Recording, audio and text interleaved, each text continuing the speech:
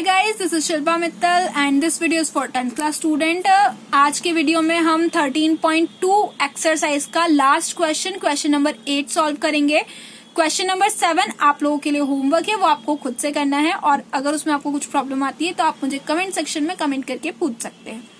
So question number 8 क्या है, पहले हम वो समझ लेते हैं। सबसे पहले इंग्लिश मीडियम स्टूडेंट्स के लिए एक्सप्लेनेशन है।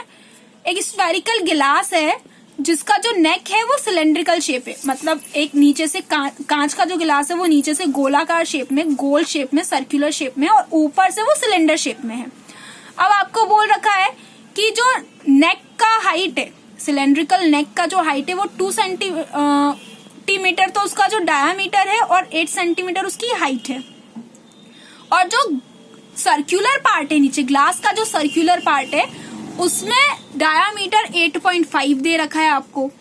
अब उसमें जितना वाटर आ सकता है उसका वॉल्यूम बच्चों ने मिलकर फाइंड आउट किया है, वो है 345 सेंटीमीटर क्यूब। अब आपको इसका वॉल्यूम निकाल के ये चेक करना है कि क्या ये आंसर सही है 345 सेंटीमीटर क्यूब, और अगर नहीं है तो फिर सही आंसर क्या है। नाउ हिंदी मीडियम स्टूडेंट्स के लिए एक्सप्लेनेशन कि एक कांच का बर्तन है जो नीचे से गोलाकार शेप में है, गोलाकार आकृति में है और ऊपर से बेलनाकार आकृति में है। बेलनाकार आकृति का जो व्यास है वो 2 सेंटीमीटर का है और उसकी जो लंबाई है या जिसको आप ऊंचाई कह सकते हैं वो 8 सेंटीमीटर की है, जबकि जो नीचे का गोलाकार हिस्सा है उसका जो व्यास है वो 8.5 है। अब इसमें जितना भी पानी भर सकते हैं उस पानी का आयतन बच्चों ने मिलकर निकाला जो कि था 345 सेंटीमीटर क्यूब। हमें निकालकर ये चेक करना है कि क्या ये आंसर सही है, और अगर ये आंसर सही नहीं है तो फिर इसका सही सॉल्यूशन, सही हल क्या होगा। तो सबसे पहले हम एक डायग्राम देख लेते हैं। ये है डायग्राम। ये स्फेरिकल पार्ट है, गोलाकार हिस्सा है नीचे का, और ये बेलनाकार हिस्सा है, सिलेंड्रिकल पार्ट है ऊपर का। इसकी हाइट है 8 सेंटीमीटर, डायामीटर है 2 सेंटीमीटर और इतने पूरे का जो डायामीटर है वो है 8.5 सेंटीमीटर। तो सबसे पहले हम हिंदी मीडियम स्टूडेंट्स का एक्सप्लेनेशन देख लेते हैं। आपको बोला था गोलाकार भाग का व्यास 8.5 है तो त्रिज्या आप उसको आधी करके निकाल सकते हैं, वो 4.25 हो गई। आपको कहा था बेलन का व्यास 2 सेंटीमीटर है तो इसको आधा करके आप इसकी त्रिज्या निकाल सकते हो, तो 1 सेंटीमीटर हो गई। बेलन की ऊंचाई आपको 8 सेंटीमीटर दे रखी थी, वो आपने निकाल ली। अब बर्तन का आयतन कैसे निकलेगा, क्योंकि 2 तरह के आपको यहाँ आकृतियां दिख रही है, एक गोलाकार आकृति एक बेलनाकार आकृति, तो दोनों का आयतन निकलेगा। तो गोलाकार आकृति का आयतन और बेलन का आयतन दोनों के हमने यहाँ सूत्र लिख दिए हैं। पाई आप देख सकते दोनों में आ रहा है तो कॉमन है, बची हुई चीजें हमने अंदर लिख दी। उसके बाद हमने सबके मान रख दिए। यहाँ पाई का मान हमको 3.14 रखना था, वो हमने रख दिया। सबके मान रखने के बाद जब हम सॉल्व करते हैं, मल्टीप्लाई करते हैं, मल्टीप्लाई करने के बाद डिवाइड करते हैं, तो फाइनली जो हमें आंसर मिलता है वो होता है 346.5 सेंटीमीटर क्यूब।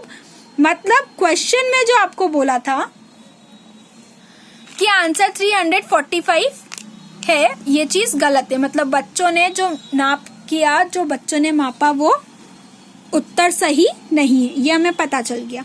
सो ये इसका सॉल्यूशन था। हमने सही सॉल्यूशन भी निकाला और ये भी प्रूफ कर दिया कि जो आंसर हमें क्वेश्चन में दे रखा है वो गलत आंसर है।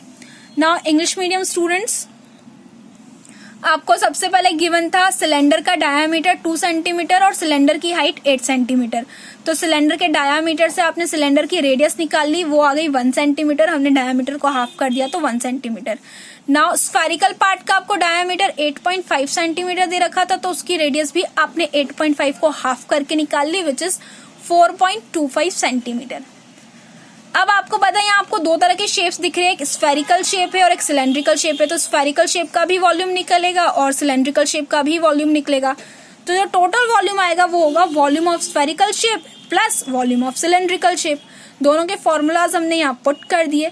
फॉर्मूलाज पुट करने के बाद पाई वैल्यू हमारी कॉमन आई थी जिसे हमने एज अ कॉमन फैक्टर बाहर निकाल दिया एंड रिमेनिंग टर्म्स हमने यहाँ मेंशन कर दी।